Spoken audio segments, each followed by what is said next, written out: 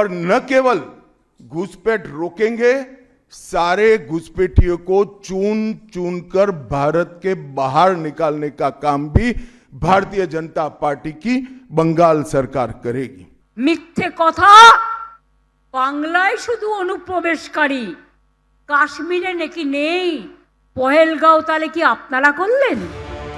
SIR এর আবহে বিধানসভা ভোটের আগে যখন অনুপ্রবেশ অন্যতম প্রধান ইস্যু হয়ে উঠেছে, তখন ফের একবার এ নিয়ে সরব হলেন অমিত শাহ। 2014 থেকে 2025 প্রায় 12 বছর ধরে কেন্দ্রে ক্ষমতায় রয়েছে বিজেপি। সীমান্ত সুরক্ষার দায়িত্ব বিএসএফ এর, আর বিএসএফ কেন্দ্রীয় স্বরাষ্ট্র মন্ত্রকের অধীনস্থ। স্বরাষ্ট্রমন্ত্রী অমিত শাহ, তাহলে অনুপ্রবেশের দায় কি কেন্দ্রীয় স্বরাষ্ট্রমন্ত্রীর নয়? বারবার এই প্রশ্ন তোলে তৃণমূল। এদিন তার জবাব দিয়েছেন অমিত শাহ। वो ठीकरा फोड़ते हैं कि बीएसएफ है, वो रोक नहीं रही है। ममता जी, मैं आज आपको इस सार्वजनिक प्रेस वार्ता में पूछना चाहता हूं कि कौन सरकार है, कौन सी सरकार है बांग्लादेश की पूरी सीमा पर जो वाड़बंदी करने के लिए, बॉर्डर पर फेंसिंग करने के लिए जमीन नहीं देती है? अगर आप जवाब न दे पाए तो मैं ही देता हूं, आपकी ही सरकार है जो जमीन नहीं देती है, जिसके कारण फेंसिंग का काम समाप्त नहीं होता है। फिर भी भौगोलिक रूप से कठिन सीमा पर से कोई घुस कर आता है तो कहां जाता है? सबसे पहले बंगाल के गांव में जाता है। आपका पटवारी क्या कर रहा है? आपका थाना क्या कर रहा है? क्यों इसको अरेस्ट नहीं किया जाता? एक ऐसी मजबूत राष्ट्रीय ग्रिड बनाएंगे जो बंगाल से घुसपैठ को समाप्त कर देंगी।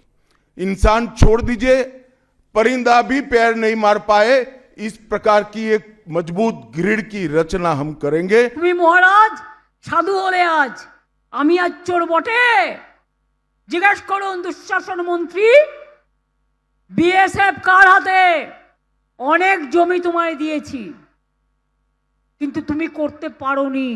আগে ওগুলোর কাজ শেষ করো, যে জমিগুলো দিয়েছি তারপরে আবার দেব।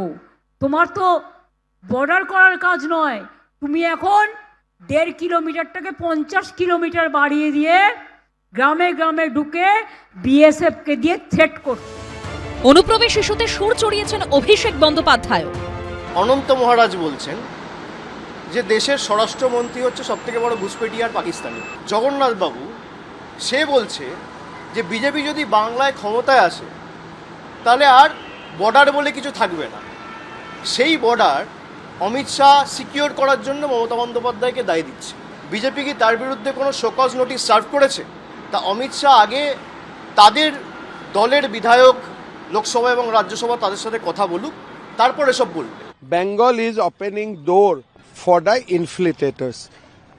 I think we must take strong action in West Bengal, Bangladesh border. SIR আবহে অনুপ্রবেশ ইস্যু নিয়ে তরজার আঁচে ফুটছে রাজ্য রাজনীতি।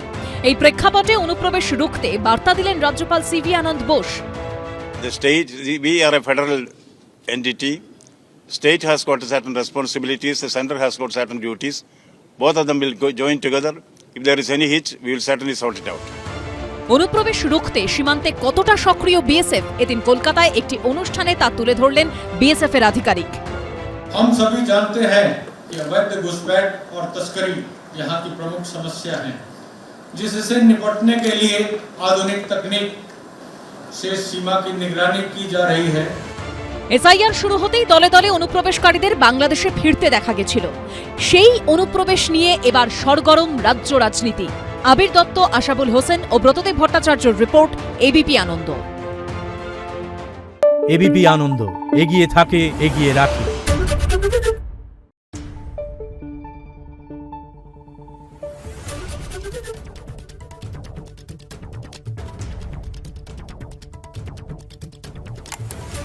Thank you.